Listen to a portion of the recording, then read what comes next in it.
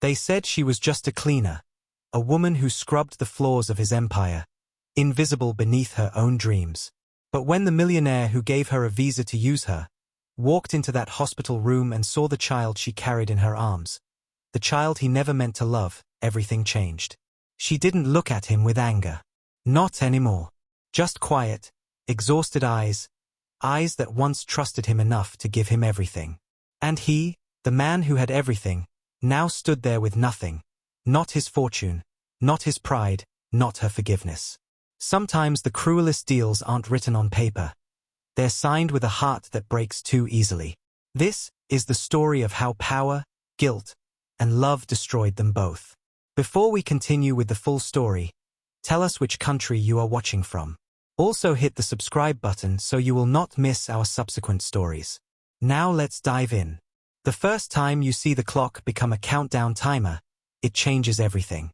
For Lina Santos, that timer wasn't on her phone. It was ticking down inside her chest. She was a cleaner, one of the many invisible people who kept the glass towers of the city sparkling. But for Lina, cleaning was more than a job. It was her entire life in North America, and that life was scheduled to end in exactly 23 days. That's how long she had left on her work visa. After that, the government said, "Thank you, but goodbye." 23 days until she was forced to leave the only stable place she'd built for herself since moving from her home in Jamaica. Lina was only 29, but the worry had already started etching fine lines around her eyes. She carried her quiet strength like a heavy coat, something that kept her warm but also weighed her down. She moved through the vast, echoing halls of the Gray Tower, the corporate headquarters of Alaric Gray, the millionaire hotel tycoon, with the practiced efficiency of someone who knew every corner, every piece of expensive Italian marble. Most people who worked in that tower, especially those who rode the private elevators to the penthouse suites, didn't even see her. She was a blur of gray uniform and a muffled "excuse me." The cleaning cart was her companion, and the smell of industrial-strength citrus was her perfume. She was, by all accounts, invisible. The boss, Alaric Gray, was the opposite of invisible. He was the kind of man whose presence changed the air pressure in a room. At 35, he was a giant of industry, running hotels from Toronto to Miami. He was tall, sharp-edged, and rumor had it, utterly without mercy in business. He only wore custom suits, and his face, often seen on financial news channels, was a permanent mask of cool, cold calculation. This was the contrast that defined Lina's day. The quiet, desperate woman on the floor below, and the powerful, untouchable man looking down on the world from the top floor. Lina was working the executive floor one Tuesday evening. The air conditioning was humming, and the offices were mostly empty, bathed in the twilight glow of the city lights. This particular evening was tense. Earlier, a major client had flown out, furious after a deal with Gray Corp collapsed. The ensuing chaos had left the entire 10th floor a wreck. Papers scattered, coffee spills like dark bruises on the white carpet, and even a heavy, brass letter opener that had somehow been thrown across the room and stuck, point first, into a pristine leather chair. The other cleaners, a crew of 3, were panicking. They were rushing, stepping on each other's toes, whispering about how Mr. Gray would fire them all if the room wasn't immaculate by morning. It was a mess that felt bigger than their paychecks. It felt like a judgment on their worth. But Lina? She just put her mop bucket down. She looked at the scene, not with panic, but with a deep, weary focus. She took a deep breath, the kind you take when you know you can only rely on yourself. "Okay," she said, her voice low and calm, addressing her frantic co-workers.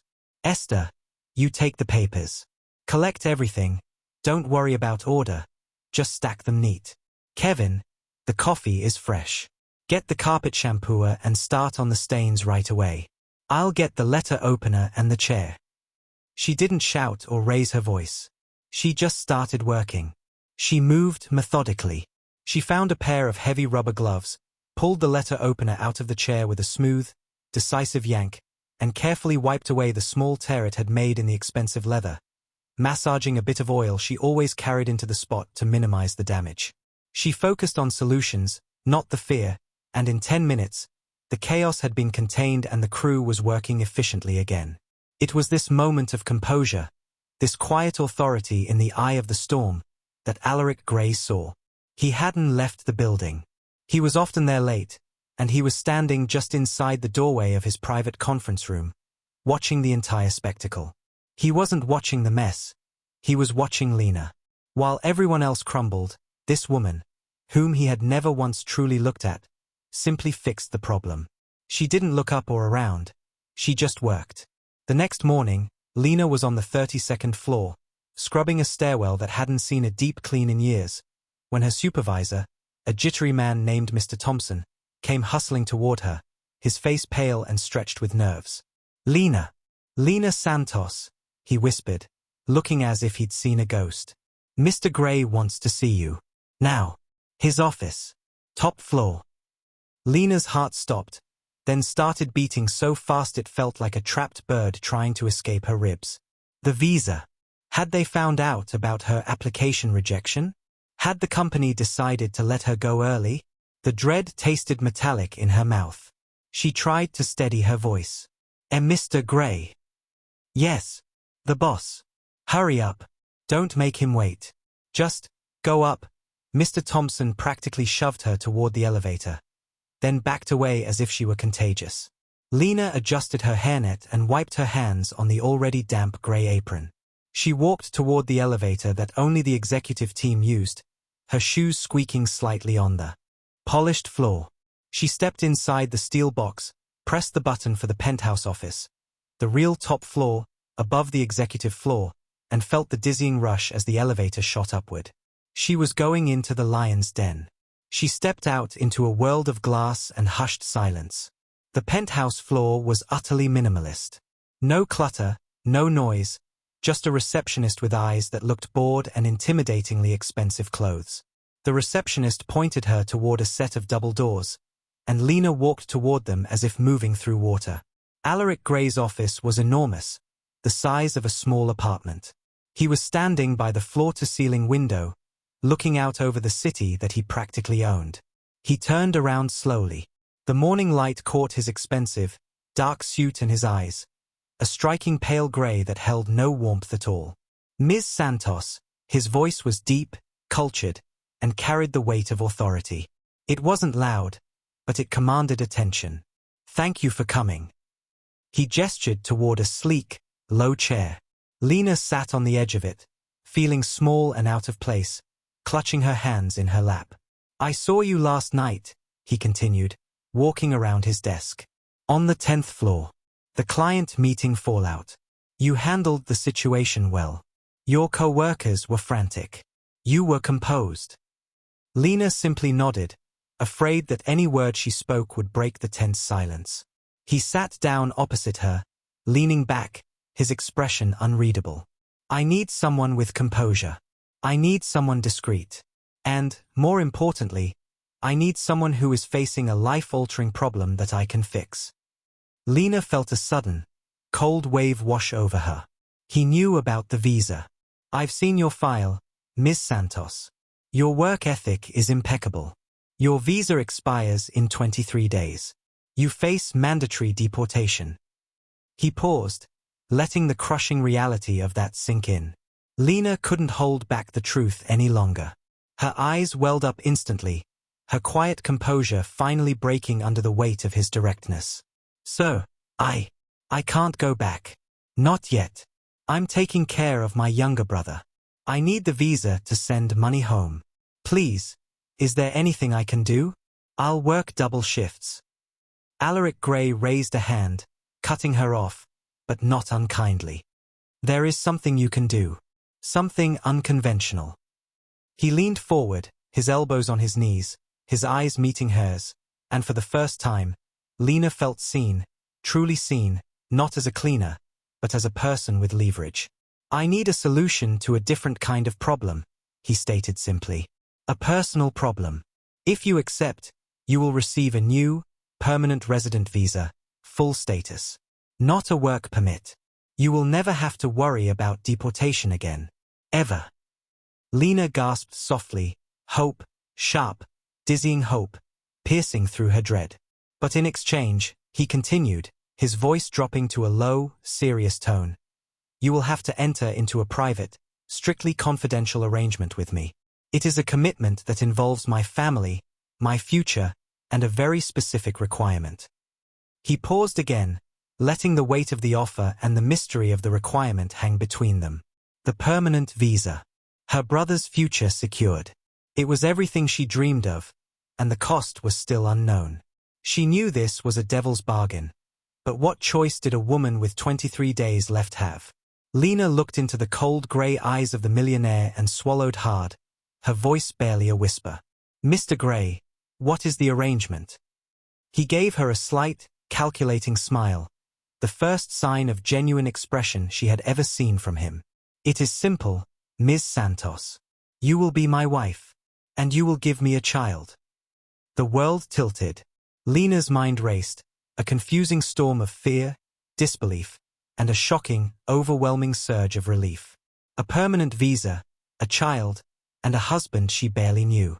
It was insane, but for the first time in months, she felt the countdown timer in her chest actually slow down. She was faced with a proposition that was terrifying, yet it offered the one thing she needed most: hope. She looked at the man who held her future in his hands and knew her life was about to change forever, driven by a millionaire's need and a cleaner's desperation. Hope had won the battle over dread, at least for the moment. Lina sat perfectly still in the millionaire's office, the city blurring behind the thick glass.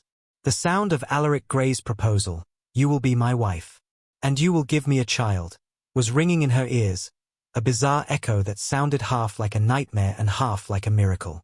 Marriage? A baby? With a man she'd only known as a cold, powerful silhouette in a corporate window? It was the most shocking thing she had ever heard, yet the word visa glowed like a beacon behind his severe grey eyes.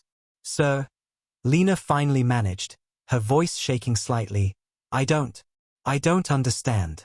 Why me? You could have anyone." Alaric didn't flinch. He leaned back in his leather chair, the picture of detached control. "I don't want anyone, Ms. Santos. I want discretion, loyalty, and someone who understands the value of a job. I saw you last night. You don't break under pressure. You don't gossip. And most importantly, you have an urgent, motivating need that I can meet. It's business, not romance." He reached for a thick, leather-bound folder on his desk. The marriage and the child are the ultimate goal, but they are not the immediate job. The immediate job is a stepping stone. He slid the folder across the immaculate desk. "You will resign as a cleaner immediately. Effective today, you will be my live-in personal assistant and household caretaker at my private residence. This arrangement ensures the secrecy required." Lina stared at the folder, her reflection tiny and distorted on the polished leather. Live-in job? Personal assistant? This wasn't just a change of role. It was a dizzying leap into another world. She could almost feel the rough polyester of her cleaning uniform against the silk lining of his suit. She knew, deep down, this was a transaction, a cold, calculated exchange of her body and future for his needs and her permanent legal status. It was terrifying, but she kept thinking of her younger brother, Jaden, back home, whose future depended entirely on her stable income. She remembered the sheer, soul-crushing panic of that 23-day countdown. "The offer is a full, non-expiring resident visa within 1 week of signing," Alaric stated, his voice flat. "Plus a generous salary for the PA role, accommodations, and medical benefits." "But the marriage," Lina stammered, still wrestling with the biggest part of the deal. "The marriage is delayed for 6 months, he clarified. "During this time, you acclimate to the home, learn the PA duties, and undergo the necessary preparations." Lina felt a tiny wave of relief wash over her. 6 months was time to think, time to breathe. The pressure was still immense, but the immediate threat of deportation was dissolving right before her eyes. I accept, Mr. Gray," she whispered, her voice husky with emotion. The words felt huge, life-altering, and final. As soon as the words left her mouth, Alaric's cold exterior seemed to harden even further, shifting from detached boss to shrewd businessman. He reached for a hidden button on his desk, and within seconds, the door opened. A new person entered the room, Mr. Wallace, Alaric's corporate lawyer. Mr. Wallace was tall and thin, dressed in a suit that looked sharper than glass. His face was severe, and his small, dark eyes assessed Lina with the unsettling precision of a hawk looking at a mouse. He didn't offer a greeting, just nodded once to Alaric. "Mr. Wallace will finalize the documents, Ms. Santos," Alaric said, standing up. "He will explain the key contractual terms." Alaric left the room without another word, walking into a private adjoining office and closing the door, leaving Lina alone with the lawyer and the massive, intimidating contract. Mr. Wallace didn't waste time on pleasantries. He opened the folder, revealing pages upon pages of dense, complex legal language. Lina immediately felt overwhelmed. This was the language of scholars, the kind of confusing English she was trying to avoid, and she barely understood half the words. "This is the non-disclosure and confidentiality agreement," Mr. Wallace droned, tapping a section. "You will never, under any circumstances, reveal the true nature of this arrangement. To anyone. Not your family, not friends, not other staff. It is a 300-page NDA with an automatic $50 million penalty clause." Lina's eyes widened. $50 million? She couldn't even imagine that much money. The idea of ever paying it was ludicrous, but the penalty felt like a physical chain locking her into silence. And this? Mr. Wallace flipped the page to a section marked Health and Wellness Mandate. "Before the marriage, you are required to undergo a comprehensive schedule of medical testing and genetic screening. Mr. Gray requires this for the purposes of family planning." Lina frowned. "Medical testing? Like a regular checkup?" "No, Ms. Santos," the lawyer said dryly. "This is far more extensive. Full fertility workup, genetic compatibility, baseline psychological evaluations. Mr. Gray requires a guarantee of reproductive capacity and a detailed profile to ensure a smooth, successful, and prompt conception." The terms were clinical, cold, and stripped of all human warmth. They talked about her as if she were a complicated but replaceable piece of equipment being tested for fitness. The idea of this intensely private, invasive screening made Lina feel sick, but Mr. Wallace just kept talking, his voice flat and efficient, sealing every loophole. This moment, where the promise of safety is mixed with the fear of being controlled, is so intense. After an hour of dry, unnerving explanations, Mr. Wallace presented the signature line. He handed her a pen that felt heavy, like a commitment.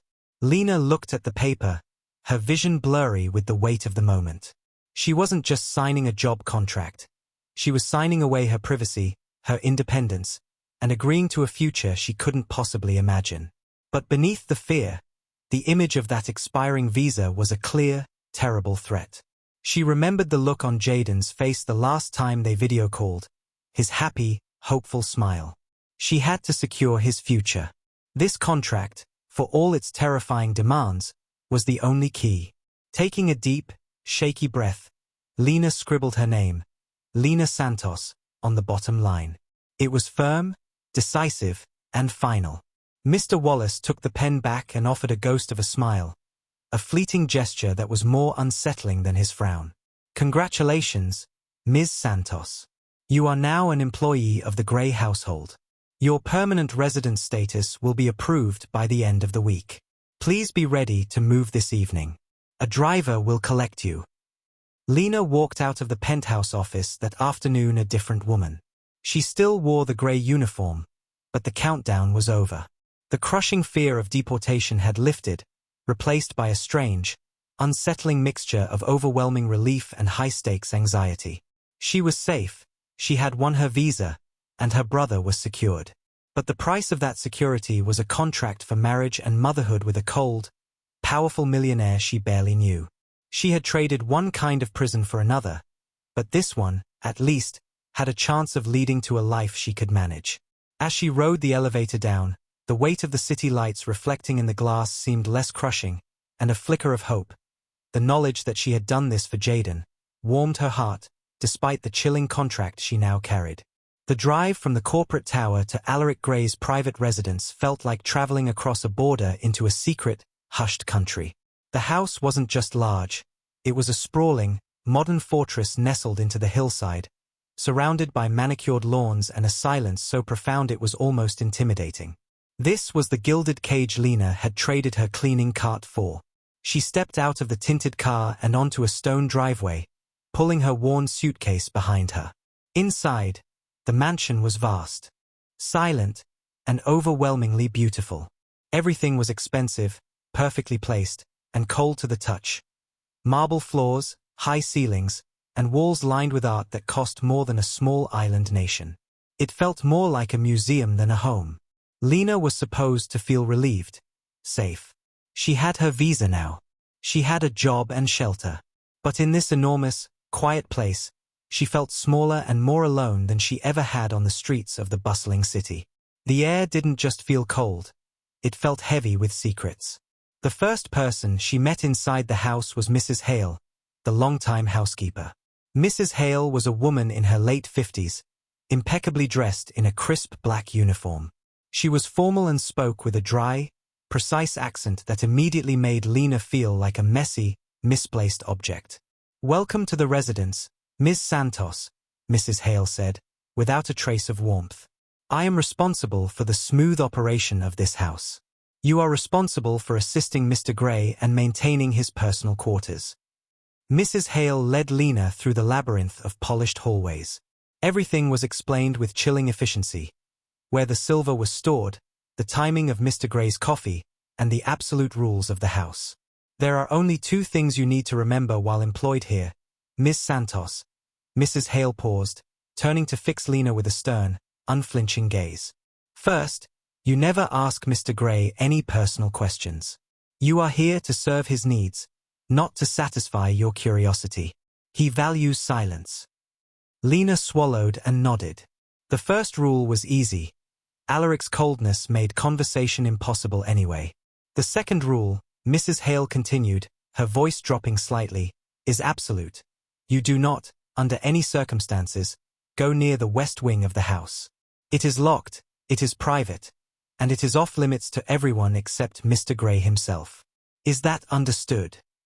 The warning felt unnecessary for a simple geographical restriction, which only made it more intriguing.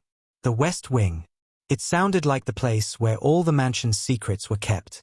Over the next few days, Lina settled into her new, bizarre routine. Her job was to manage Alaric's schedule, ensure his living space was pristine, and act as a buffer between him and the outside world. Alaric Gray remained exactly as he had been in the corporate tower, a cold, distant machine of a man.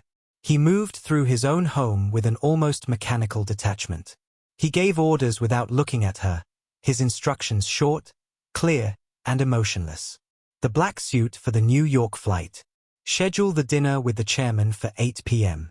No dairy. He spoke to her as if she were a sophisticated app on his phone, not the woman he had just contracted to marry and bear his child. The topic of the arrangement, the marriage and the baby, was never mentioned. It was a giant, terrifying elephant standing right in the middle of the room, and everyone pretended it wasn't there. This emotional distance made Lina's days deeply isolating. She was surrounded by extreme wealth, but she felt poorer in spirit than she had in her cramped, shared apartment. The only comfort was the secure, legal status she now had, a priceless gift she had won for her brother. That reality kept her feet on the ground. One afternoon, a few days into her new job, Lina was cleaning Alaric's private study, a dark, wood-paneled room full of heavy books and rare artifacts. Her new PA role meant she was responsible for every detail of this room. She was dusting a high shelf filled with antique leather photo albums that looked like they hadn't been touched in years. She picked up one of the albums. It was heavy, and the leather was dry and cracked. As she dusted the cover, a small, loose photograph, the kind people used to slip between the pages of a book, slipped out and fluttered to the floor. Lina bent down quickly to retrieve it. When she turned it over, the air seemed to leave her lungs. It was a picture of a woman. A beautiful woman with a warm, genuine smile. She had the same thick, dark hair as Lina, and the same distinct, high cheekbones. Her eyes, though, were full of a bright, vibrant warmth that Lina couldn't recall seeing in her own reflection for a very long time. But the resemblance wasn't just physical. It was haunting. The way the woman tilted her head, the shape of her jaw, even the style of the simple silver locket around her neck, it was unnerving. The woman in the photo could have been Lina's older sister. Who was she? And why was her photo loose in Alaric Gray's private study? The discovery sent a thrill of fear mixed with frantic curiosity through her. This woman felt like a key, a clue to the terrifying secret life of the man who now held Lina's destiny. Lina quickly slipped the photo into the deep pocket of her apron. She continued dusting, her hands shaking slightly, pretending the whole thing hadn't happened. Her work took her out of the study and toward the central staircase. She noticed a door she hadn't paid attention to before. It was a simple, white wooden door on the second-floor landing, tucked neatly against the wall, almost hidden. It wasn't the west wing, but it was just as firmly locked. Lina was curious and, honestly, worried. Why so many locked doors in a home this large? She placed her hand on the cold brass knob. It didn't budge. As she stepped back, she noticed a small, engraved sign just above the doorframe. It didn't say storage or utility. It simply read, nursery. Lina's mind spun. A nursery. A baby's room. Locked and silent. Why would a man like Alaric, so intent on having a child with her, have a secret, locked nursery? Did he have a child already? Did something happen to the child? Or the mother? The cold, calculated business deal she had signed suddenly felt darker, heavier, and more personal. She was no longer just the cleaner who had signed a contract for a visa. She was a woman in a silent, secretive mansion, holding the photograph of a woman who looked exactly like her, standing in front of a locked room meant for a baby. The fear and isolation she felt were still strong, but they were now mixed with a powerful, burning desire to understand the mystery. Lina felt a surge of strength. She had gotten her visa, she had won her freedom from deportation, and now she was safe enough to look closer. She wouldn't be passive anymore. She would find out who the woman in the photo was and why this nursery was locked. This wasn't just a house of secrets. It was a puzzle she now had the power to solve. The fear was still there, but now she had a mission, a source of hope and focus beyond just survival. She had a chance to uncover the truth and maybe, just maybe, find her footing in this cold, terrifying new life. The photograph was a tiny slip of paper, but it felt like a bomb waiting to go off in Lina Santos's pocket. After the discovery of the locked nursery and the photo of the woman who looked exactly like her, Lina's days inside the silent mansion changed completely. She was still performing her duties as Alaric Gray's personal assistant and household caretaker, but now, she was also secretly looking for answers. She had moved from a scared employee to an undercover investigator, all while maintaining her quiet, professional composure. She was no longer wearing the cleaning uniform, but she was still living in Alaric's shadow. Her new tasks were intensely personal, sorting his clothes, laying out his vitamins, preparing his early morning tea precisely the way he liked it. 1 spoonful of honey, temperature exactly 180 degrees. These small, intimate acts should have brought them closer, but they mostly just highlighted the immense, cold distance between them. Lina was always on edge, and for good reason. She started noticing how closely he monitored her schedule and her habits. "You bought the wrong kind of olive oil for the kitchen, Lina," Alaric would state, seemingly out of nowhere, standing by the counter. Lina would frown. "Sir, I bought the cold-pressed Italian," the list said. The other list, he would interrupt smoothly, without a hint of apology. "The one I sent to the accounting department. It specified the Greek single source. You used the wrong store." He wasn't always physically present, yet he knew every tiny detail of her day. If she spent an extra 10 minutes talking to the groundskeeper, he knew. If she had a slightly late start in the morning, a cryptic email would appear immediately. It felt like living under a high-powered microscope. Lina realized the mansion wasn't just silent. It was wired. His control was absolute, and it was deeply unnerving. She was starting to understand that the permanent visa wasn't just a gift. It was the ultimate tether. He had bought her safety, and now he owned her schedule, her habits, and soon, her future. The constant surveillance made her private life a nightmare, But the public part of her new role was complicated by the other staff. Rumors were spreading among the household staff like wildfire, fueled by envy and confusion. The maids, the cooks, even the stern Mrs. Hale, they all whispered. Lina had gone from being the invisible cleaner to the staff's biggest mystery. They didn't see a woman who had signed a contract out of desperation. They saw a poor immigrant who had somehow landed the golden ticket. She doesn't cook, she doesn't clean, but she's living in the guest suite. One of the kitchen staff murmured one morning, loud enough for Lina to hear. And they say Mr. Gray doesn't even look at women, another whispered back. She must have something special. Maybe she's the secret heiress he found. Lina would simply keep her face neutral, focusing on her work, but the constant judgment was exhausting. She was an outsider in the corporate tower, and she was an outsider in the mansion. She knew what they were hinting at, that she was the special position, the one who was doing more than just assistant work for her sudden elevation. Why do people always assume the worst about a woman who gets ahead? Lina thought to herself one evening, sighing heavily as she walked back to her luxurious but lonely room. And then, there was Alaric Gray himself. The mechanical detachment was his default setting, but occasionally, things would shift. One day, Lina was working late, struggling to schedule a complex international call across 3 different time zones. She was stressed and hunched over her laptop, rubbing her temples. Alaric walked in, pausing in the doorway. He usually just walked past her without acknowledgement. This time, he stopped. The time zone conversion is incorrect, he stated, his voice the usual low monotone. You forgot to account for the daylight saving shift in London.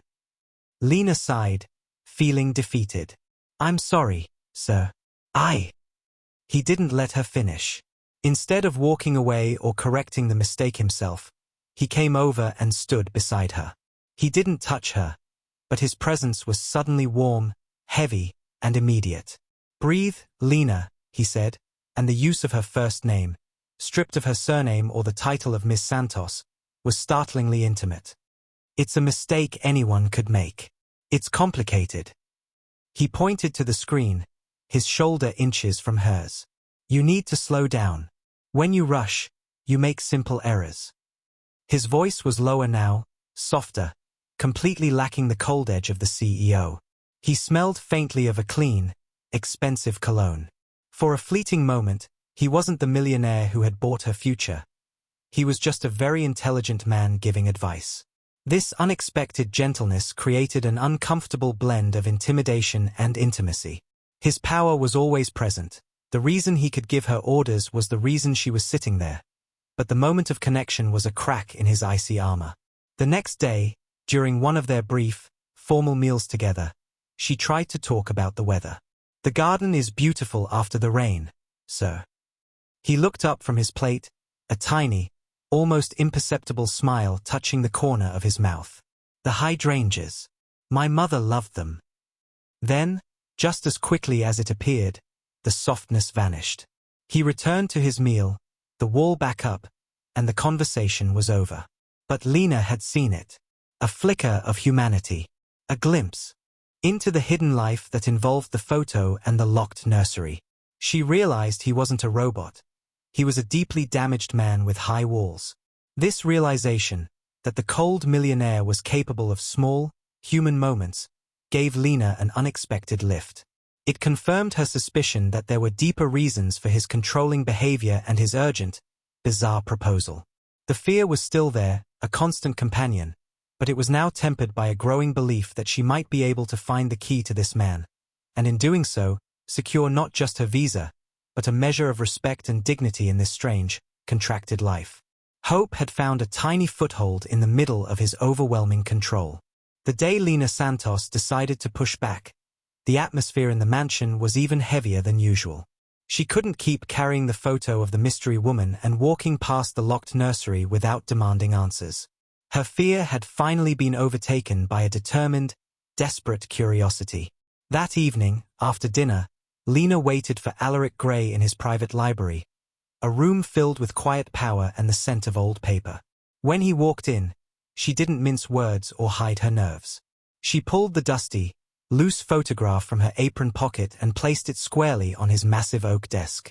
"Sir," she said, keeping her voice steady despite the frantic beating of her heart. "Who is this woman? And why does she look so much like me?" Alaric stopped moving. He didn't pick up the photo. He just stared at it, and for a long, painful moment, the mask of the millionaire finally cracked. A deep sorrow, raw and unexpected, flashed in his pale grey eyes before he quickly shuttered them away. "Her name was Sasha Hale," he said quietly, walking to the window. "She was my fiancée. She passed away 3 years ago." Lina felt a dizzying mix of relief and confusion. Sasha Hale. The name explained the resemblance, but not the contract. Alaric finally turned, his voice regaining its clinical edge. "You are not here because you look like Sasha, Lina.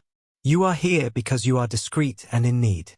But her passing is the reason why my original proposal to you, the marriage part, is now secondary. There are legal complications with her estate, and a messy engagement contract prevents me from remarrying without a public spectacle I cannot afford." He walked toward his chair, his movement measured and precise. "This brings us to the true reason you are here, and the real condition for your permanent future."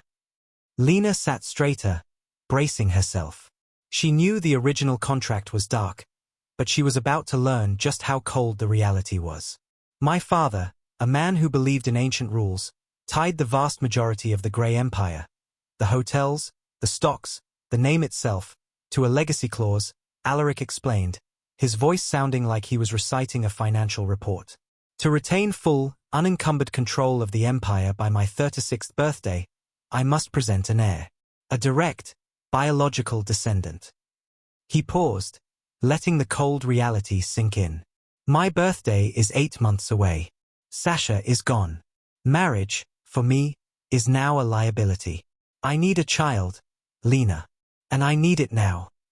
He picked up a new, pristine folder from his desk and slid it toward her.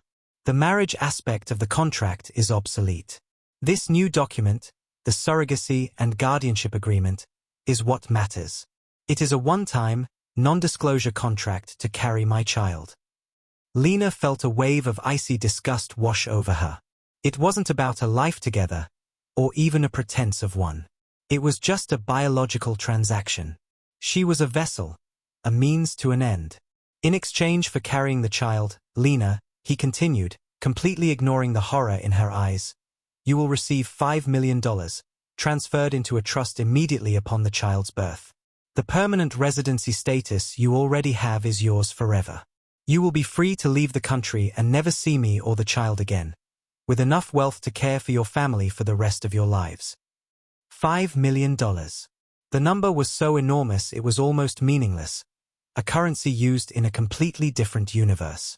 Lina pushed her chair back, the harsh scraping sound of wood against marble echoing the friction in her chest. All the composure she had mastered in the last few weeks vanished. "I can't believe you," she choked out, standing up, her hands trembling. "You bring me here, you use my fear of deportation, and now you want to buy my body? I am not a broodmare, Mr. Gray. I clean houses, I don't sell myself or my future to the highest bidder for a contract." Her voice was tight with anger and humiliation. "I signed up for a marriage, a future, a scary one, yes, but a life. This is something else entirely. I refuse. I will not do this, even if I have to go back to Jamaica tomorrow. You can keep your money." Her fierce refusal was a fire in the cold room, and for the first time, Alaric looked slightly shaken by her moral force. Lina stormed back to her room, furious but strangely relieved. She had drawn a line, and she had stood on the right side of it. She started packing her small suitcase, ready to face deportation, ready to tell her brother and mother the truth. But just as she clipped the lock on her bag, her phone buzzed, a dreaded call from her aunt in Jamaica. Lina answered, her heart sinking even before the words were spoken. "Lina, my dear." Her aunt's voice was thick with tears. "It's your mother, Mrs. Evelyn Santos. The doctor called. Her heart condition, it's worsening quickly. She needs a specialized surgery they can only do in Kingston, and it costs more than we can ever imagine. We don't have time for the public hospitals. The words sliced through Lina's fragile dignity and landed like a physical blow. Her mother, the strong woman who had raised her and her brother, was fading. She didn't have 23 days this time. She had maybe a week, maybe less. The money was the only obstacle between her mother and a chance at life. Lina sank onto her bed, the suitcase forgotten. She thought of her mother's kind, tired face. She thought of her younger brother, Jaden, needing his mother. $5 million. It wasn't currency. It was a lifeline, a scalpel, a second heartbeat. It was the only thing that could save her mother. She sat there for hours, the conflict raging inside her. The moral disgust of Alaric's proposal battled fiercely with the burning, absolute necessity of saving her mother's life. It wasn't about her comfort anymore. It was about love and life itself. Her dignity was nothing compared to her mother's survival. She knew what she had to do. With tears streaming down her face, the tears of a woman making the ultimate sacrifice for love, she walked back to the library. Alaric was still there, waiting. "Mr. Gray," Lina said, her voice hollow but determined. "I will sign your contract. But I want the terms of the $5 million for my mother's surgery finalized before any medical test is performed." Alaric looked at her, his expression unreadable, but the subtle nod he gave confirmed the deal. Lina had traded her body for her mother's life. The price was terrible, but the love for her family had won. She walked out of that room not defeated, but as a warrior who had sacrificed everything for the sake of her family. The day after Lina Santos agreed to Alaric Gray's surrogacy contract, everything shifted from a frightening negotiation to a clinical, terrifying reality. Her tears had dried, but the immense, heavy feeling of the sacrifice she'd made for her mother, Mrs. Evelyn Santos, remained. The $5 million, the life-saving money, was now the only thing that mattered, purchased at the highest possible price. Her body and her future. The medical procedures started immediately. Alaric didn't wait. A team of doctors and nurses, all dressed in expensive, muted colors, arrived at the mansion, turning a quiet corner of the house into a small, sterile clinic. These weren't the warm, friendly nurses you see at local clinics. They were efficient, detached, and spoke only in soft, technical whispers. Lina was poked, prodded, and scanned. They tested her blood, her fertility, and her genetic compatibility with Alaric. She was forced to swallow a dozen different pills and injections, all explained in confusing scientific terms she barely grasped. The whole process was invasive, stripping away her dignity one cold test at a time. It made her feel like a piece of scientific equipment being prepared for an experiment, not a human being. This was the life she had bought for her mother, a life of constant, intense control. As the days turned into a relentless routine of appointments and pills, Lina started to realize the depth of her confinement. She was safe, yes, but she was also a prisoner.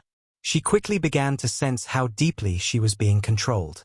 The estate, already silent, now felt like a high-tech surveillance center. She noticed tiny, red lights blinking in the corners of rooms, small, sophisticated cameras hidden in the ornate plasterwork. The staff, including the stern Mrs. Hale, never spoke directly to her unless it was an instruction.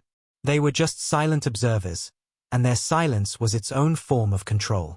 Her schedule was rigidly fixed. The routines were non-negotiable, particularly the routine medical visits. A nurse was on the premises 24 hours a day, keeping track of her mood, her diet, and her temperature. If Lina tried to walk too far into the vast gardens, a polite but firm guard would materialize, reminding her that Mr. Gray prefers you stay close to the house, for safety. She was no longer the PA. She was simply the precious cargo, the means to Alaric's desperate end. And then there was Alaric Gray himself. His behavior was the most confusing and unsettling part of her confinement. He remained physically and emotionally detached, still giving orders with a mechanical coolness. They would sit in the massive dining room for dinner, and he would often read documents while she ate, only offering clipped instructions about her diet. Yet, as the process moved forward, he also began to grow protective. One evening, one of the medical assistants was a bit too rough while drawing blood. Lina flinched, biting back a tear of pain. Before Lina could protest, Alaric slammed his hand down on the table, the sharp, sudden noise echoing through the room. "That is unacceptable," he snapped, his cold gray eyes burning with an intense, surprising anger. "You will be gentler, or you will be replaced immediately. She is not a medical dummy. She is carrying my heir." The protective fury was astonishing. He wasn't comforting her, but he was fiercely protecting his property, his investment. This uncomfortable blend of intimidation and intimacy kept Lina constantly off balance. One moment, he was a ruthless businessman treating her like a scientific subject. The next, he was a lion guarding his lair, a lair in which she was trapped. She didn't know whether to fear him more for his coldness or for his strange, sudden bursts of protective concern. This mix of fear and strange, subtle care is what makes Lina's situation so difficult. She's being controlled, yet protected. The psychological confinement began to take its toll, and Lina started looking for any small opening, any escape from the crushing loneliness. She spent hours quietly going through the old, forgotten corners of the house, trying to find another clue like the photo. She was cleaning out an old desk in the basement office, a small, cramped space used decades ago, now mostly for storing outdated computer equipment. As she dusted a deep, seldom used drawer, her fingers brushed against something thin and papery tucked into a seam. It was a faded, crinkled envelope, addressed in hurried, messy handwriting. The letter inside was old and smelled faintly of lavender. The signature was what made Lina's blood run cold. Mary. Lina's hands started to shake as she read the panicked, scrawled words, written years earlier. "Dear Martha, I can't stay here anymore." He found out about the extra cash, and his anger was terrifying. "I know what he did to Sasha. He can't let this child go, Martha. He won't. I had to leave before the final tests. Tell him the pregnancy failed. Please don't tell anyone I wrote this. He is watching everyone. Get out while you can, if he ever looks your way.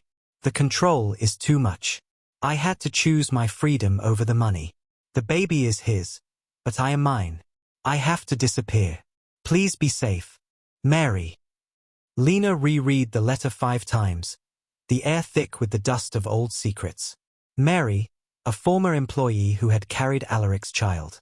This confirmed her deepest fears. The arrangement wasn't just a desperate measure for an heir, it was a repeated pattern. The letter also hinted at a terrifying escape, a desperate fear of Alaric's anger, and something terrible that happened to Sasha. She looked around the dusty, windowless office. The cold reality of her confinement sharpened into a terrible knowledge. She was not the first. She was simply the next vessel in Alaric's ruthless plan to secure his empire. The permanent visa and the $5 million felt like small change compared to the chilling warning in Mary's letter. He is watching everyone. But the letter was also a gift, a painful, terrifying gift. It was a lifeline from the past, confirming that escape, though dangerous, was possible. Lina now had a connection, a shared history with another woman who had gone through this terror. She felt a surge of cold, focused determination. She had saved her mother. Now she had to save herself. The love for her family demanded that she stay safe and alive. Mary's words were a warning, but also a whisper of hope, teaching Lina that even in this cage, the only one who could truly own her was herself. The letter from Mary wasn't just a warning, it was a blueprint. It confirmed everything Lina Santos suspected. She wasn't the first woman Alaric Gray had trapped with a promise of wealth and a child, and the mansion was not just a gilded cage, but a place where a woman had felt so desperate she chose to run and disappear. The memory of Mary's hurried handwriting gave Lina a cold sense of resolve. She had secured her mother's life, and now she had to secure her own. Lina started her quiet investigation right away. She wasn't looking for secret tunnels. She was looking for small cracks in the mansion's impenetrable wall of silence. She watched the staff, she listened to the echoes in the hallways, and most importantly, she paid close attention to Mrs. Hale. Mary's letter was addressed to a Martha, but Lina knew that the housekeeper, who had been there forever, had to know the truth. One quiet afternoon, Lina found Mrs. Hale sorting linens in the ground-floor laundry room, a place far from the hidden cameras of the executive wing. Lina took a deep breath and decided to push. Mrs. Hale, Lina began gently, folding a bath towel. This room I'm in, the one overlooking the back gardens. It's lovely. Mrs. Hale didn't look up. It is a standard guest suite, Ms. Santos. I know, Lina pressed, her voice low. But did a young woman named Mary live there? She would have been there maybe 3 years ago, before I came. The housekeeper's hands froze on a crisp white pillowcase. The sudden silence in the large room was deafening. Mrs. Hale slowly lifted her head, her severe expression twisted by a look of profound, terrified anxiety. You should not be asking such questions, Ms. Santos, Mrs. Hale whispered, her eyes darting nervously toward the ceiling, as if the cameras were listening. It is not your business. It is not safe. Lina waited, holding her gaze.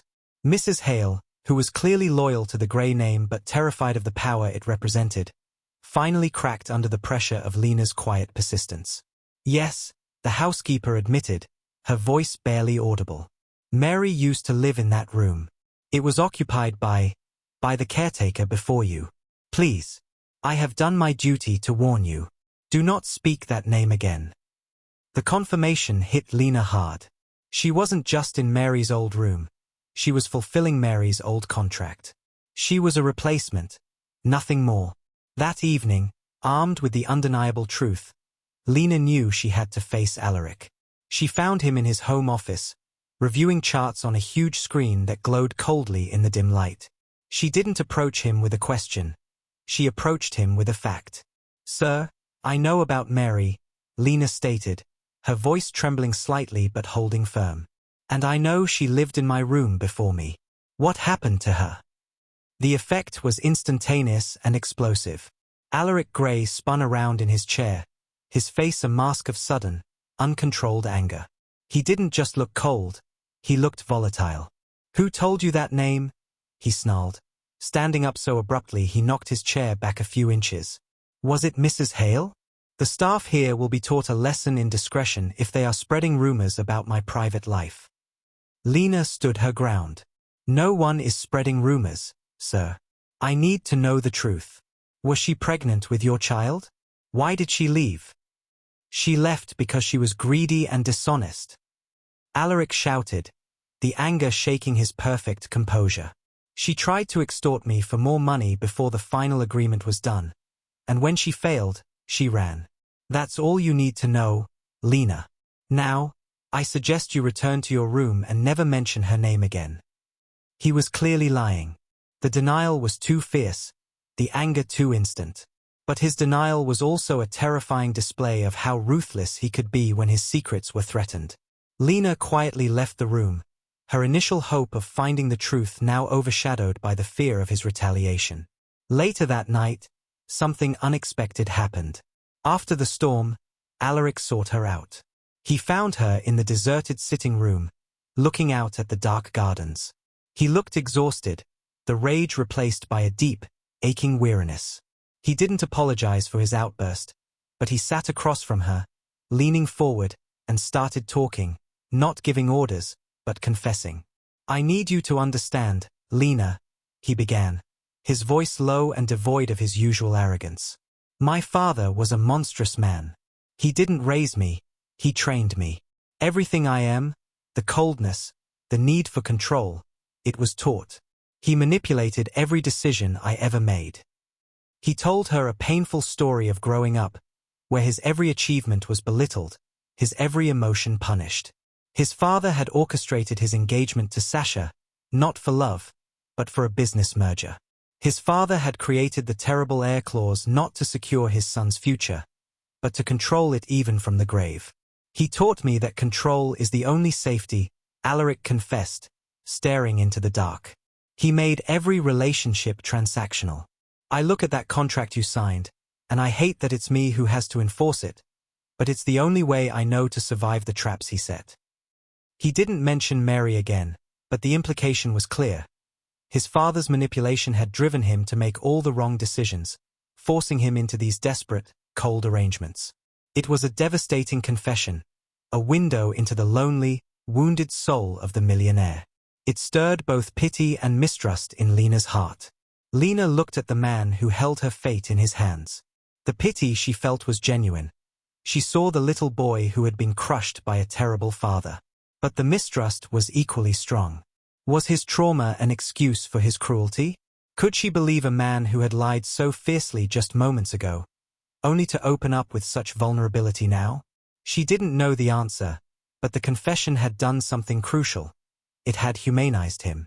He wasn't just a cold machine. He was a broken person. This realization gave Lina a small, powerful sense of hope. If he was broken, he wasn't invincible. If he was capable of feeling pain, he was capable of change. And if he was capable of change, maybe, just maybe, she could find a way to navigate this terrible contract and secure her own future, not just her family's. She had survived his anger, and she had witnessed his sorrow. That shared emotional moment, no matter how brief or manipulative, was a tiny seed of connection in the frozen landscape of the mansion. The journey ahead was still terrifying, but Lina now had a deeper understanding of the monster who controlled her life, and that, in itself, was a small victory for hope. After the powerful, confusing encounter in the library, Lina Santos felt like she was standing on solid ground for the first time in weeks. Alaric Gray had revealed his pain, but he had also proved he was a skilled liar. His confession about his father stirred her pity, but his explosive anger about Mary confirmed her suspicions. Lina knew she wasn't dealing with a man looking for love or even a normal business deal. She was dealing with a deeply broken man desperate to control his narrative and his empire. She had secured her mother's life, and now, fueled by the love for her family and the fear of repeating Mary's terrifying past, Lina became laser-focused. She was determined to find out what had happened to Mary and why Alaric needed a second child so desperately. The key to Alaric's secrets, she realized, wasn't in the locked West Wing or the sealed nursery. It was hidden inside his vast digital files, the ones she had access to as his personal assistant. Late one night, after confirming Alaric was asleep in his separate, private wing, Lina logged into his secure financial terminal. She moved with quiet precision, searching for any unusual payment transfers, anything that smelled like a cover-up. She found it tucked inside a seemingly routine transfer to an offshore trust in the Cayman Islands, a recurring monthly payment marked, chillingly, as AG Dependent Fund, Quarterly Maintenance. Lina dug deeper into the linked documents, heart pounding against her ribs. She uncovered a private education bill, a residency permit application, and a small medical file, all bearing the name Aiden Gray. Lina gasped softly, pressing a hand to her mouth. Aiden, Alaric's son. The document listed the child's mother simply as M. Santos. Mary's letter had been to Martha, but the child's existence was now undeniable. He had another heir already, a hidden child living secretly abroad. The discovery was a shockwave. Alaric didn't need an heir. He needed a replacement or a contingency. He was ready to contract for a new child when he already had a son. The next morning, Lina decided on a risky, direct confrontation.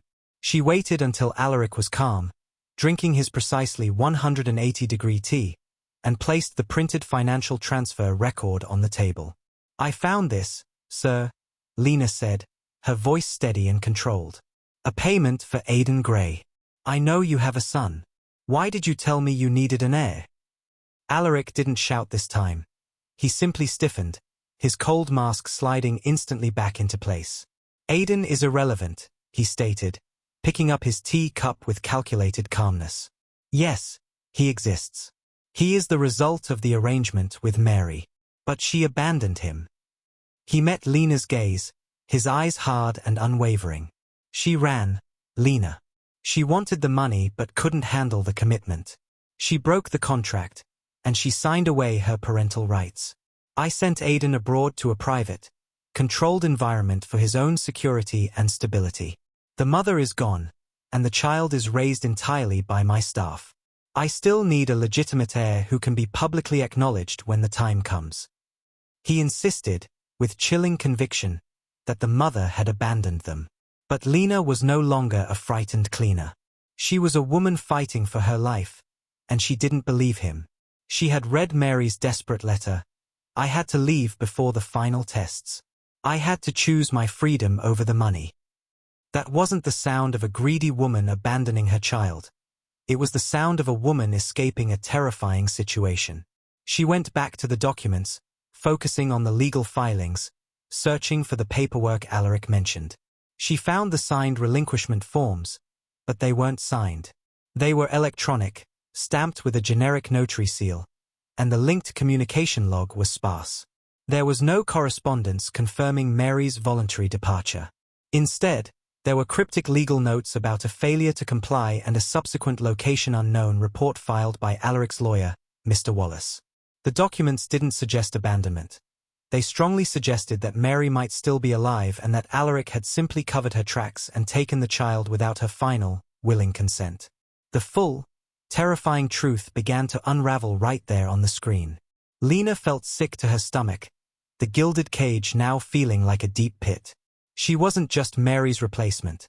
She was part of a terrifying, repeated cycle of exploitation.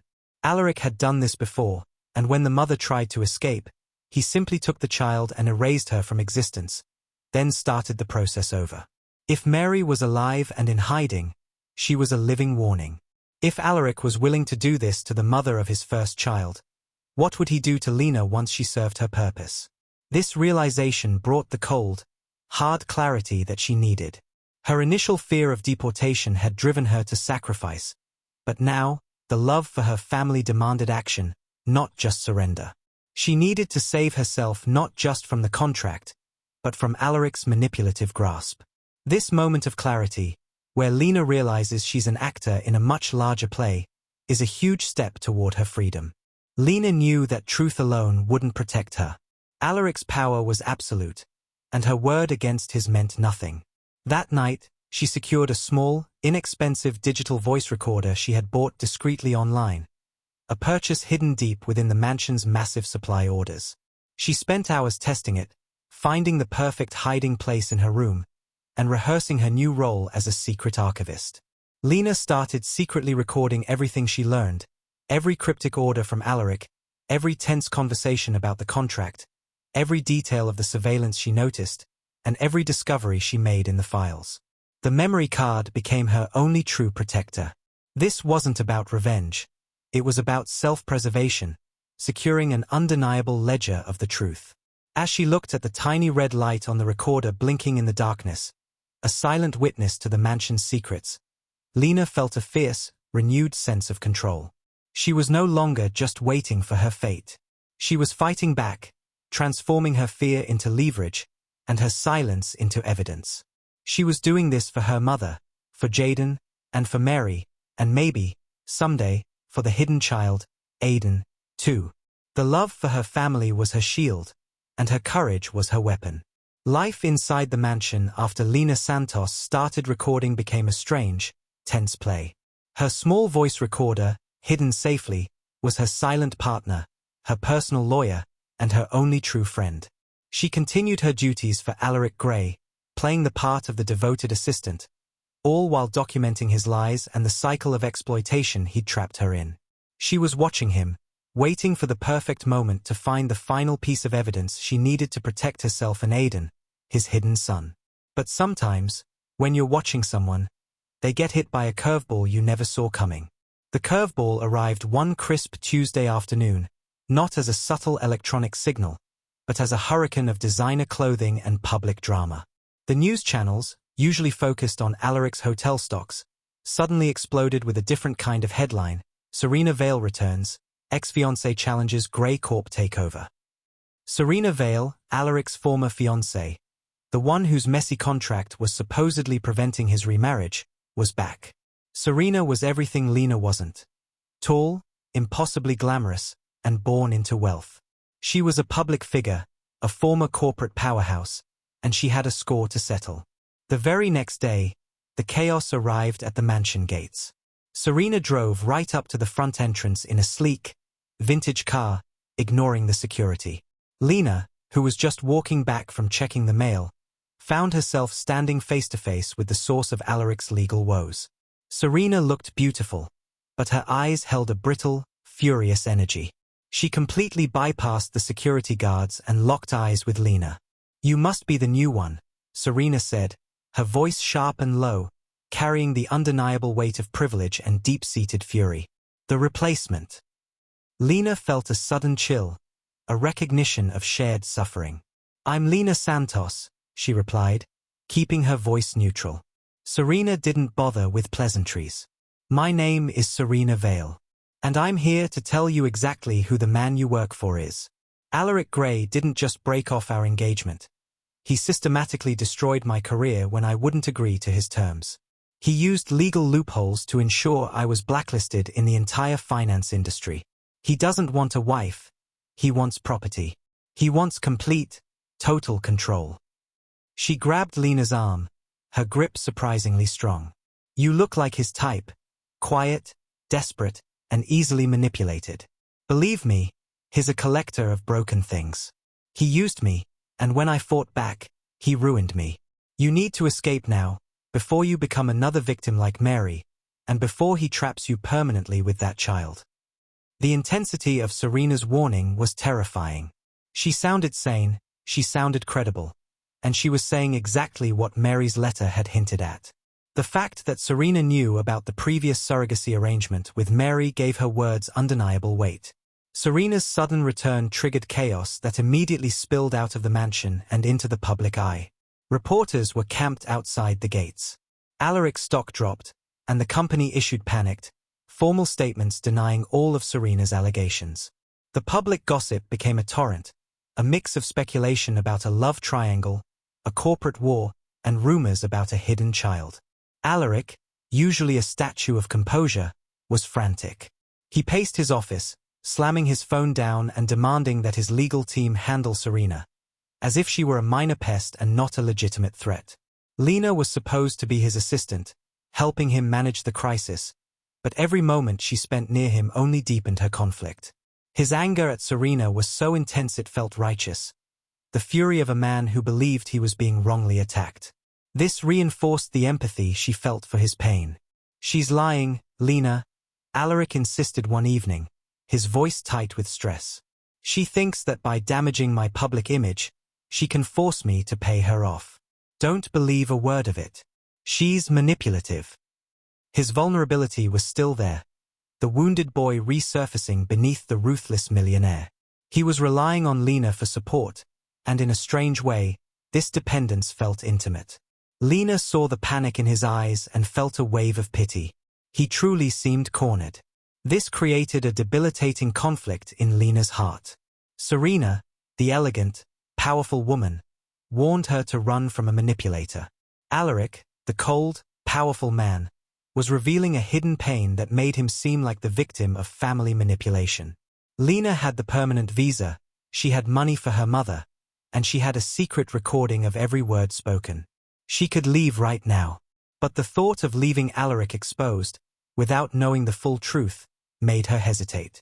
Was he a predator, or was he just a man acting like one because he never learned how to trust? She was torn between her growing empathy for Alaric and the chilling fear that Serena's warnings were true. She knew one thing: she had to get proof. Proof that would either condemn him, or finally exonerate him enough for her to complete the contract without fearing for her life. She needed to know the final fate of Mary and the true reason for Aidan's exile. Serena was now the key to unlocking the past. That night, Lina didn't run. Instead, she downloaded all the recordings she had made, the truth about Aidan, the warnings from Serena, Alaric's confession of trauma. She secured the data, knowing that if anything happened to her, the truth would get out. She then opened her laptop and searched for the one person Alaric was most desperately trying to avoid: Serena Vale. Lina knew she had to take a leap of faith. She couldn't trust Alaric's words, and she couldn't blindly trust Serena's fury. She had to talk to Serena again, and she had to do it discreetly. The answer to her safety lay not in running away, but in confronting the shadows of Alaric's past. The love for her family demanded that she survive, and to survive, she had to stop being a pawn. She had to become the player. This decision, to risk everything by seeking out the ex-fiancé, filled Lina with a fierce, burning hope that justice and freedom was finally within her reach. 4 days after the confrontation with Serena Vale, Lina Santos walked a tightrope, balancing the fear of Serena's warnings with the confusion of Alaric Gray's strange vulnerability. Her secret recorder was still running, documenting the chaos of the public relations disaster Serena had unleashed. Lina knew the next big step in this terrifying contract was coming, and she braced herself. That step came swiftly and clinically. One cold morning, the medical team, who had been a permanent, silent fixture in the mansion, came to Lina's room with the final test results. The lead doctor, a woman whose face was as sterile as her instruments, delivered the news without emotion. "Ms. Santos," the doctor said, folding her clipboard with a crisp sound. "The procedure was successful. You are pregnant. Approximately 4 weeks." The words hit Lina with the force of a physical blow. She was going to have a child. Alaric's child. The child she had traded for her mother's life. The news brought a terrifying clarity. The abstract concept of the contract, the bargaining, the signing, the invasive procedures, was suddenly made real by a tiny, invisible life growing inside her. A surge of protectiveness, fierce and undeniable, washed over the fear. This tiny life was the result of a terrifying sacrifice, but it was hers, too. Alaric Gray's reaction to the news was immediate and absolute. He didn't express joy or even genuine human emotion. He expressed control. The moment the medical team confirmed the pregnancy, his demeanor shifted from detached boss to suffocating warden. "You will not leave the estate, Lina," he decreed that evening, his voice sharp and final. "Not the grounds, not the garden. The driver will take you only to your scheduled hospital appointments. You need absolute rest, perfect nutrition, and no stress. Your safety, and the safety of my heir, is now my only priority." His reasoning, that it was for her safety, was used as a blanket justification for confining her even further. Guards were posted at the ends of her hallway and near the exits to the grounds. Her phone access was restricted to family calls only, and even those were now monitored. The mansion, which had always felt like a cage, now slammed shut entirely. The gilded cage was complete. Lina was a prisoner of her contract, trapped by the wealth and the man who owned it. She was pregnant and, ironically, more powerless than ever. She had traded her mother's illness for a life of forced isolation. The constant surveillance was crushing, but over the next few weeks, something small and unexpected began to change. Mrs. Hale, the stern, silent housekeeper, who had once been so terrified of discussing Mary, started to show subtle signs of human kindness. Maybe it was the sight of Lina's growing bump, or perhaps the memories of the previous women in this house. But the fear in Mrs. Hale's eyes began to mix with pity. It started with small things. An extra dessert left on Lina's tray. A softer tone when delivering Alaric's cold instructions. Then, one afternoon, as she delivered fresh towels, Mrs. Hale spoke in a rushed, low whisper. "I can't risk my job, Miss Santos," Mrs. Hale said, not meeting Lina's eye. "But you need to be able to talk to your people." She slipped a small, cheap, burner phone, the kind that couldn't be traced to the mansion's Wi-Fi or networks, into Lina's hand, hiding it instantly under a stack of towels. "Keep it secret. Use it only when he's out. And be safe." The small act of rebellion, the risk Mrs. Hale secretly took to help Lina communicate with the outside world, was a powerful lifeline. It was a crack in the mansion's wall of control, proof that not everyone in the house was loyal to Alaric's cold rule. It was a profound, quiet victory for Lina. With the burner phone secured and her emotional state shifting, Lina knew she couldn't rely solely on the digital recordings she made of Alaric. She needed a personal record, something that captured the truth of her mind and heart. She found a small, leather-bound notebook tucked away in the back of a desk drawer, the perfect size to hide beneath the loose floorboards of her closet. This became her secret, personal sanctuary. Lina began meticulously documenting her life in a hidden journal. She wrote about the terror of the confinement, the confusing emotions of the pregnancy, the details of Alaric's controlling routines, and every single piece of evidence she had collected about Mary and Aidan. November 4th, Lina wrote in her neat, careful script. "The doctor confirmed it today. I hate the contract that made this happen, but I can't hate the life inside me. I will not let this child grow up in Alaric's shadow, thinking they are unwanted, like Aiden. Her emotional state shifted from fear to quiet defiance. She was no longer just the scared immigrant fighting deportation. She was a mother-to-be, fighting for her child's future and her own freedom. The knowledge that she was carrying a life made her strong, giving her a quiet, steely resolve that Alaric's threats couldn't touch. The love she felt for her family, her mother, her brother Jaden, and now, the small, innocent life inside her, was a powerful, protective force. Her sacrifice was not in vain. It had secured her freedom and given her a reason to fight the darkness that surrounded her. The journal was her testament, her hope, and her weapon against the loneliness. Lina Santos had traded her fear for fire. She was pregnant, confined, but no longer a victim. The small burner phone Mrs. Hale had slipped her was humming with coded messages, and the hidden journal under the floorboards was filling up with truths. The time for quietly collecting evidence was over. The time for escape had arrived. The plan was a crazy, desperate gamble, relying entirely on the compassion of a frightened housekeeper and the fury of a scorned ex-fiancé. Lina used the burner phone to contact Serena Vale, arranging a secret meeting outside the mansion. She knew Serena was her only hope for getting the evidence into the right hands. Mrs. Hale, risking her job and her peace, became Lina's lifeline. The housekeeper had been working for the Gray family for decades, and her loyalty was finally broken by the sight of a kind, pregnant woman locked away like property. "I can't live with this on my conscience anymore, dear," Mrs. Hale confessed to Lina one quiet evening in her room, her eyes full of sorrow. It was Mrs. Hale who helped secure the means of escape. She had a contact, a quiet man she knew through her church, who, for a generous amount of borrowed money from Mrs. Hale's own savings, provided forged documents, a temporary ID and a travel permit for urgent medical leave that looked legitimate enough to fool the mansion's easily bribed security team. The night of the escape was terrifying. Alaric was away on an emergency business trip, frantically trying to mitigate the damage caused by Serena's initial return. The sky was dark, and a thick fog had rolled in from the coast, the perfect cover. Lina was dressed in a simple, dark tracksuit, her pregnancy just starting to show. She carried two things, the burner phone and her hidden journal, the physical proof of her ordeal. She left the heavy digital recorder running, hoping to capture any immediate post-escape chaos. At 2 a.m., Mrs. Hale met her by a seldom-used service entrance. The housekeeper was pale, her hands shaking as she handed Lina a small bag containing the documents and a thick wad of cash. "Go quickly, my dear," Mrs. Hale whispered, tears in her eyes. "Don't look back. And never, ever call this number again." Lina embraced the older woman quickly, a silent promise passing between them, a bond forged in defiance. She slipped through the door and into the fog.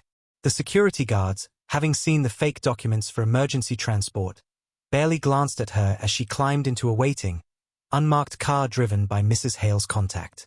The moment the car pulled onto the main road, leaving the silent, cold fortress behind, Lina let out a breath she felt she'd been holding since the moment she first stepped into Alaric's office. She was free. The immense relief was a warm wave, washing away the months of fear and isolation.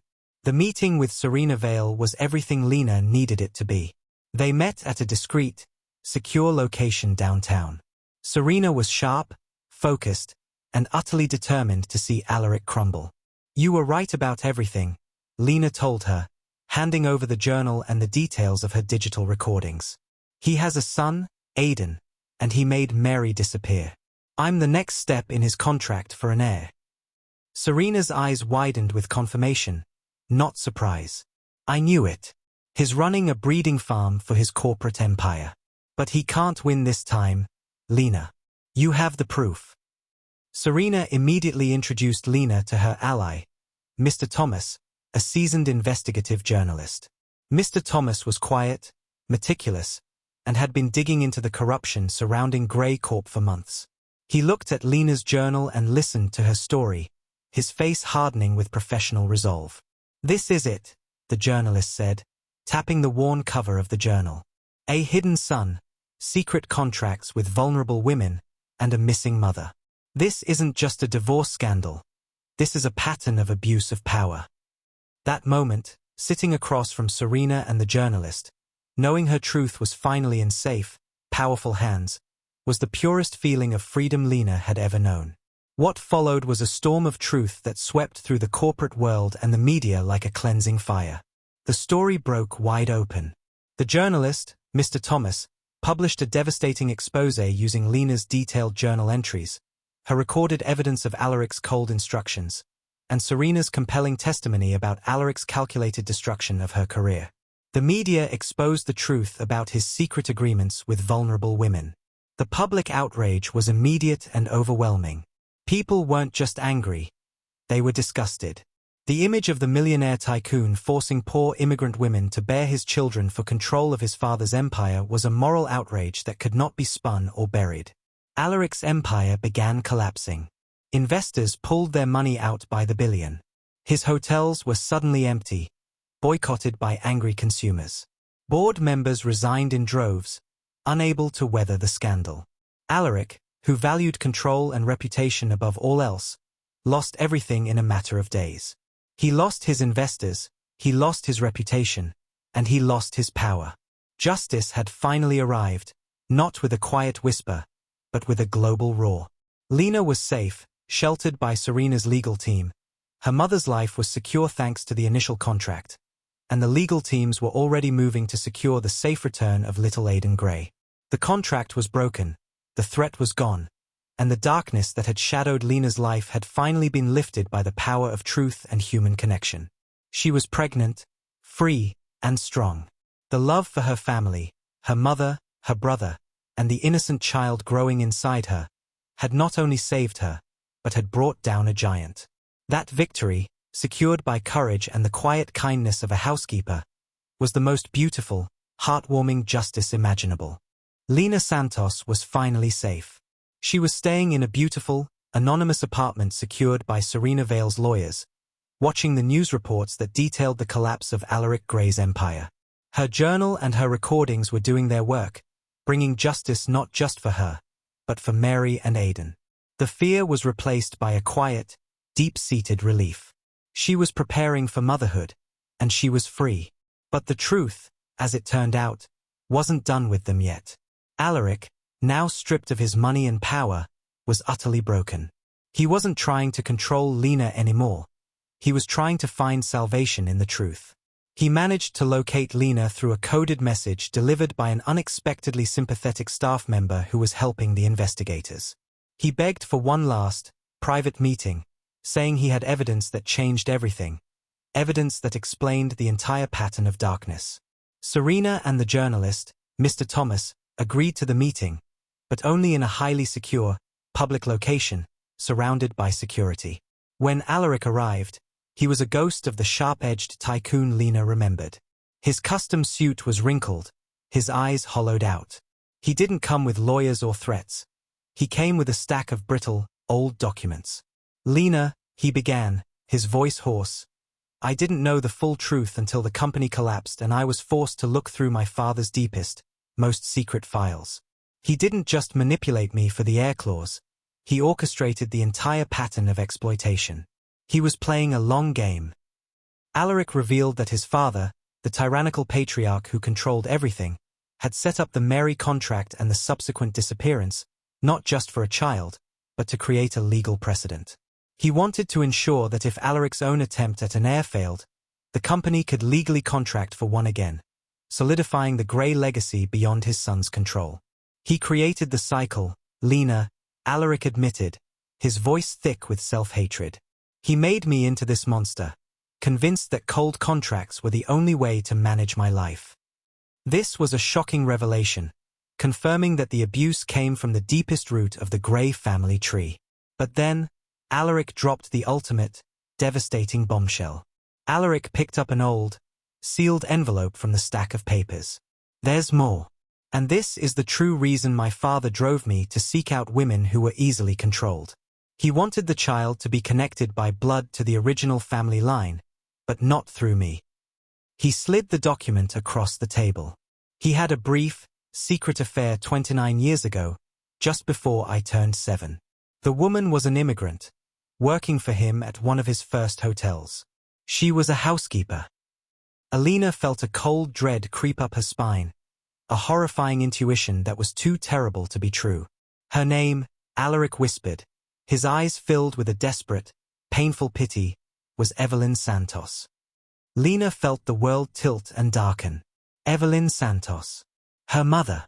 Alaric looked at her, his voice breaking. If these documents are true, Lina, then you are not my surrogate. You are my half-sister. The shocking revelation that Lina might be carrying the child of her own half-brother, a child conceived through a contract built on lies and generational trauma, nearly destroyed her. The idea was a horrific betrayal that negated every painful sacrifice she had made. The love for her mother, the security of her brother, the purity of the child she carried. It was all tainted, poisoned by the vile, controlling hand of Alaric's dead father. She put her hands over her swelling stomach, letting out a sharp, choked cry of pure agony and disgust. The pain was too much. The idea that this entire contract was not just a means of exploitation, but a cruel, twisted scheme to continue a family bloodline through a secret half-sister was the ultimate betrayal. Lina couldn't breathe. Serena and Mr. Thomas immediately stepped in, demanding answers and transparency. The priority was the truth. They rushed the newly discovered medical records and documents to the best lab in the city. The next 48 hours were a blur of cold rooms, panicked phone calls, and agonizing silence as they waited. Lina was monitored closely by doctors, the immense emotional stress already taking a severe toll on her body. Then, the final results arrived. The DNA tests proved the story was another manipulation. Alaric's father had indeed had an affair with a housekeeper named Evelyn, but it was a woman whose name, while similar, was not Lina's mother. The old documents Alaric's father left behind were deliberately forged and altered, mixing genuine information with devastating lies designed to create maximum chaos and control. The half-sister story was nothing more than a final, vicious lie, a manipulative trap meant to control them both by poisoning their only avenue of escape, the truth. The relief that washed over Lina was so profound it was almost physically painful. She was not Alaric's half-sister. The child she carried was not born of incest. The love and sacrifice she had made were untainted by that final, wicked manipulation. Justice and truth had won the ultimate battle against darkness. But the emotional cost had been too high. The relief, the intense shock, and the final, brutal realization of the depth of the Gray family's corruption sent Lina's body into immediate shock. She felt a sharp, intense pain, a contraction, that doubled her over. Her breathing became ragged. "Lina!" Serena shouted, rushing to her side. The baby, Lina managed to gasp out, clutching her stomach, her voice a mixture of panic and deep-seated resolve. "It's too early. It's coming." Lina went into early labor from the emotional toll. The scene dissolved into controlled panic, rushing to the hospital, Alaric, now fully aware of his father's final, cruel manipulation, volunteering to surrender to authorities, and Serena guiding the doctors. Lina was terrified, but through the pain, she felt a fierce, loving determination. She had faced down deportation, exploitation, and the worst betrayal imaginable. She had won the fight for her freedom, her mother's life, and the truth. Now, she would win the fight for her child. The immense, unwavering love for the innocent life she carried was the final, triumphant hope that drove her forward, turning the terror of early labor into the beginning of her beautiful, hard-won future. The hospital room was bright, quiet, and felt like the safest place on earth. After the chaos of the emotional toll and early labor, Lina Santos had delivered a healthy, beautiful baby boy. Holding her son, a perfect, tiny person free from contracts and corporate lies, was the ultimate reward. The fear was finally, truly gone, replaced by a fierce, protective love. Her mother, Evelyn Santos, now recovering well thanks to Lina's sacrifice, and her brother, Jaden, were there. Lina was safe, her family was whole, and the toxic empire that threatened her had collapsed. It was a victory won through incredible courage. Then, a quiet knock came at the door. Serena and the journalist, Mr. Thomas, walked in, but they weren't alone. Standing slightly behind them, looking nervous and deeply relieved, was Mary. Mary, the ghost from the past, the mother of Aiden, was finally free and safe. Lina's heart pounded. She hadn't expected this reunion, but she knew it was the final, critical piece of the puzzle. Mary walked over to the crib and looked at the sleeping newborn, tears welling in her eyes. "He's beautiful, Lina," Mary whispered. "You are so brave." "Alaric said you abandoned Aiden," Lina whispered back, her voice shaking slightly. "He said you were greedy and ran." Mary took a deep breath, looking straight at Lina. "Alaric lied, yes. But he didn't lie to protect himself. He lied to protect me." The revelation Mary shared in that quiet hospital room was the final, crucial twist in Alaric's cold, complicated story. 3 years ago, when I was pregnant with Aiden, Mary explained, her voice low and filled with emotion. Alaric discovered the depth of his father's cruelty. He realized his father wasn't just controlling him. His father was controlling us. His father was preparing to take my child, just as the contracts allowed, and leave me with nothing, then bury me under a mountain of legal trouble to ensure my silence. Mary looked at Lina's new baby, then back at Lina. Alaric couldn't live with it. He couldn't defy his father publicly. It would have cost him everything immediately. So, he helped me escape in secret. He forged the papers, funded my quiet life abroad, and pretended to the world, and to his lawyers, that I had abandoned Aiden for money. That lie was the only thing that kept me safe from his father's reach. Mary revealed that Alaric had secretly helped her escape years ago, defying his father's orders. The money Lina had seen transferred to the offshore account wasn't for a runaway mother. It was for Aiden's secure upbringing, kept separate from the toxic Gray structure. He allowed the world to believe he was a monster, Mary finished, because that monster persona was the perfect shield for me and for Aiden. He was the villain in public so we could be safe in private. The full, shocking truth of the redemption deal finally clicked into place. Mary explained that after Lina's powerful evidence surfaced, Alaric realized the only way to truly dismantle the cycle and free everyone was to let his own life and empire collapse. "He gave you the means to expose him," Mary said gently. "He let Serena and Mr. Thomas expose the truth about his secret agreements. He had to be publicly ruined to dismantle the system his father built. He destroyed his own empire to expose his father's crimes and free me from hiding." Lina realized that while Alaric's actions were cruel, they were also part of his effort to end the cycle of abuse. He had used cruelty as a tool for eventual kindness, a dark, twisted attempt to fix the world his father had broken. He never loved her, but he had chosen to protect her, just as he had protected Mary, by allowing the truth to destroy his entire life. Lina looked down at her son, then back at Mary, and felt an immense, cleansing wave of forgiveness. Alaric had done terrible things, but his final act was one of self-destruction for the sake of justice. Justice, however, still demanded its due. A few weeks later, the story culminated in a tense, hushed courtroom. Alaric Gray was standing trial, facing charges related to corporate malpractice, fraud, and the exploitation of vulnerable women. The collapse of his empire was complete, but legal consequences remained. The prosecutor was brutal, presenting the cold facts of the contracts and Lina's initial humiliation. Alaric stood quietly, broken, accepting the judgment. Then came the moment that mattered. Lina was called to the stand. She was the star witness, the key to the final verdict. She was asked to give her final testimony, to seal his fate by detailing the manipulation and cruelty. She looked at Alaric. He was facing certain ruin, but his eyes, for the first time, were clear. He had nothing left to hide, nothing left to control. She saw not the manipulative millionaire, but the wounded man who had sacrificed his life for the victims of his father's legacy. Lina didn't testify against him.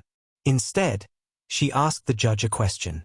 "Your Honor," she said, her voice strong and clear, carrying the weight of a woman who had fought and won. "The man who signed the contract was a monster created by a cruel father.